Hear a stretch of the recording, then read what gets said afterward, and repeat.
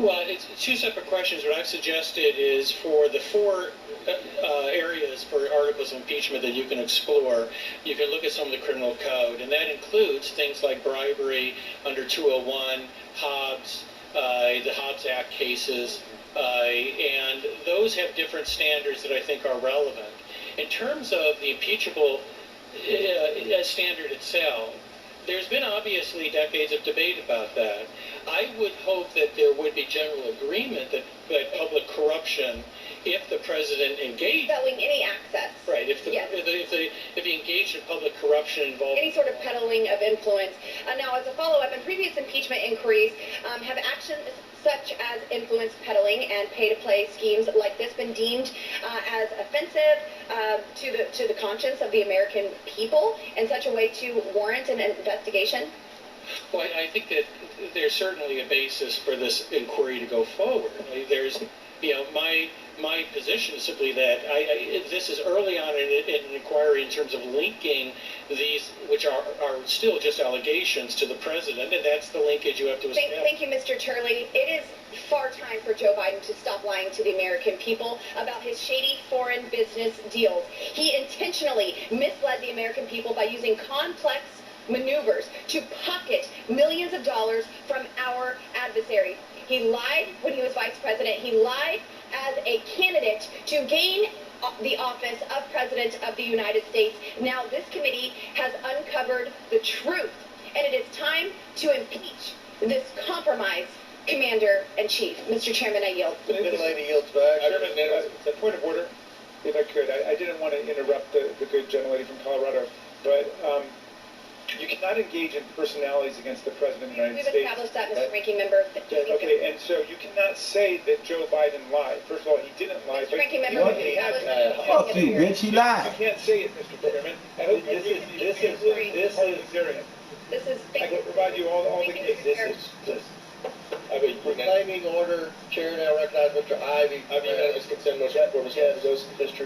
I would like to reintroduce once again the Devin Archer transcript and especially point to when he said that Hunter Biden was not involved. We've re-entered it in the for Elena this will be the fifth time. 3.5. Without objection, we've re-entered the Devin Archer transcript for the fifth time. Now, Chair recognizes Mr. Ivey from Maryland. Thank you, Mr. Chairman. I appreciate the chance to let me weigh in today. Because it's such an important hearing. Mr. Charlie, it's good to see you again. You should get office space here on the Hill, I think. It's our third or fourth committee hearing together. I do want to say this. Impeachment is one of the greatest powers that the Constitution gives to the House of Representatives. And I think it's important to make sure that we treat it Bitch, shut the fuck up. Y'all treated this, y'all fucked over when y'all had with Donald Trump. In the House for several months now is that power's been abused. And kicking off this hearing today, and I appreciate that the word probably used most today is if, because a lot of these are statements that are made in the forms of allegations, but with respect to connecting them to the president, that hasn't happened. There's a lot of, well, if this is true, then that. And I don't think that's sufficient to move forward at this point. I appreciate Mr. Turley's comment. I think you were saying... Oh, y'all should be fucking fired. Every last one of you fuckers should be fucking fired. Y'all gotta waste, y'all to waste our fucking tax money. You lying fucker. About a couple of them specifically. With respect to the prosecutor issue, the removal of Prosecutor General Shokin. A couple points I want to make on that front. The key one, I think, is that the removal of Shokin was actually detrimental to Hunter Biden and Burisma, because it was pretty clear, based on statements and testimony that's been given here in the House for these committees and other instances, that he was not doing a great job, to say the least. He was sitting on the investigation. He wasn't moving it forward. I think there have been statements that have been made with respect to the IMF pressuring to have him removed by threatening to withhold $40 billion in international assistance unless he was removed. President Biden's request to have him removed along those lines was actually consistent not only with what he pushed for, or the IMF pushed for, but what others were pushing for as well, including Senator Johnson, I believe, on that front. So what we've got here is an effort to argue by our Republican colleagues that the removal of this prosecutor, President Biden asking or pressing to have him removed, was in some way an effort to undermine an investigation for Burisma. But it's pretty clear, I think, based on, again, the testimony that we've received and that's been presented. Wow. Did you see the video? In Congress before and published in some of our documents. Did you see the video? That's the exact opposite. Things were moving forward, not moving forward with him there. They were more likely to move forward without him. And so there's really no linkage there between the president and derailing any kind of investigation. With respect to the Devin Archer statements, Devin Archer said he's confirmed that over his decade-long business relationship with Hunter Biden, he never heard Hunter Biden discuss business with his father, either on phone calls. These assholes really think we fucking stupid. And I did want to add this as well. Mr. Biden's bookkeeper, Eric Schwerin, from 2009 to 2018, he was his bookkeeper, had access to his bank account, said that he had no knowledge of President Biden having any involvement in Hunter Biden's financial activities. Wow. With respect to the Weiss issue, and I know that's been an issue that's been pushed a lot too, that argument is that Weiss was derailing the investigation into Hunter Biden and slowing it down. Key points on that obviously are the fact that Weiss was appointed by President Trump, and as Congressman Buck said a few days ago, Weiss was a fucking plant by y'all. Committee hearings. If the president had removed Weiss when he first came into office,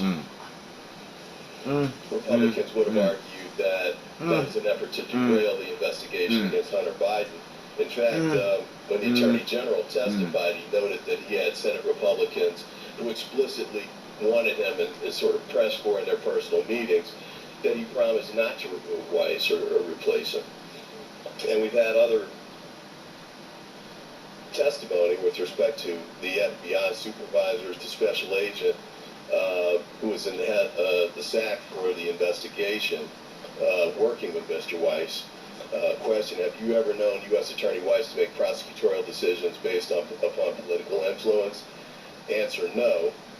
Have you ever known any of the AUSAs in the U.S. Attorney's Office or the Office of Delaware to let their prosecutorial decisions be guided by political interference? Answer, no. So, I apologize for running over, but... Chair, don't recognize from South Carolina. Mr. Chairman, I'd like to enter into the record a bipartisan letter signed by Senators Portman, Johnson, and Kirk urging Ukraine to remove Mr. Shokin because of his own corruption. Wow. Without objection, so Wow. ordered. Mr. Fry.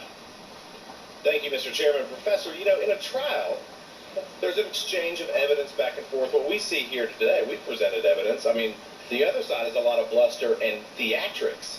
And also in a trial, you have affirmative defenses. I think the only affirmative defenses that are coming from the other side is, one, Donald Trump, like the ultimate affirmative defense that you could just say his name and all wrongdoing is gone away. I mean, Lisa McClain talked about this earlier, that he is living in their head. I would also submit to you that he's tap dancing in their head because that's all that they talk about. The second affirmative defense, according to the Democrats, is this magical shutdown clock that they have. But would it surprise you that every single appropriations bill that has tried to come before the floor, they have voted? They don't want a debate on government funding. They want to shut down the government. This is the kind of stuff that they're doing. And of course, the third affirmative defense, as you well know at this point, is attack the witness, right? You don't have the facts, you don't have the law, you have theatrics and you just go after the witness. It's like we live in amnesia, like they have this a constant amnesia. We have statements from the ranking member about you don't need a vote on the floor, but that's what they talk about. For the past 9 months, we've worked tirelessly to analyze All the evidence. Every single week there's more evidence that drops. And this is despite the FBI. This is despite the DOJ. With witness interviews, accounts of confidential human sources, whistleblower testimonies. They haven't disputed that at all. Bank records, suspicious activity reports, text messages, WhatsApp messages. It's endless. And despite what my friends on the other side of the aisle may say, House Republicans have always held that this investigation should follow proper procedure and be done the right way. That's why they did it better than what they Which is why did. we're here today. We know that Biden family members were complicit in and benefited from Hunter Biden's foreign business dealings. And as the lens begins to focus and as the evidence begins to mount, we uncover more and more about Joe Biden's involvement. Today I want to focus on the FD 1023, a document that shows a conversation between a confidential human source and a Ukrainian business executive, Mykola Zlochevsky. Let's dive into a few key points. The source asked Zlochevsky about the Ukrainian prosecutor's investigation into Burisma. He replied, "Don't worry, Hunter will take care of all these issues through his dad." 2, although Hunter Biden was labeled as stupid, the guy's dog was smarter than Hunter, the source was told in 2016 that Hunter Biden was brought onto Burisma's board to protect them. 3, big fact, Hunter and Joe Biden both told Zlochevsky that he should keep Hunter Biden on the board. And of course he received $1 million a year. Point 4, after the election, Zlochevsky said it cost $5 million to pay one Biden and $5 million to another, meaning Joe Biden. And point 5, in 2019, Zlochevsky said he didn't send any funds directly to the big guy. Wonder what that means. We talked about that a lot today.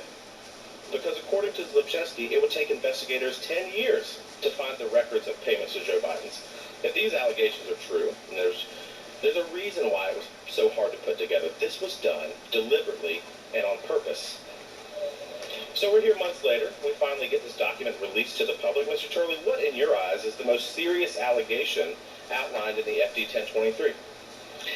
Well, first of all, I'm not someone that puts a great deal of emphasis on these types of field reports from sources, but this was not just any source. This was a source that was not just trusted, but received considerable amount of money from the FBI and had a long track record. So it does come with that degree of support. What I think an inquiry has to do is to drill down on the 1023. There may be nothing there when you drill down, but there may be bribery. And of course, that's the second offense that is mentioned for impeachment. But what makes the 1023 concerning is the overall context. And this is one of the reasons why when Representative Goldman was asking me about bribery, it's a little more complex because you have Section 201, you've got the Hobbs Act, and you have all these cases that suggest that it is public corruption in a lot of different forms. So really you're sort of at the water's edge here. Everything that has gone so far, from what I can see, has been tracking money from banks, often transnational transactions that have arrived at the United States. What we haven't seen is the back end of those transfers. To what extent can you track that money with regard to the Bidens themselves? And that, I suppose, will come out through an inquiry. But until you have those interstitial relationships, you don't quite know what you have. Professor, how can we use this document and maybe other documents that we have to expand the case? And how pivotal do you think that this document is to the case?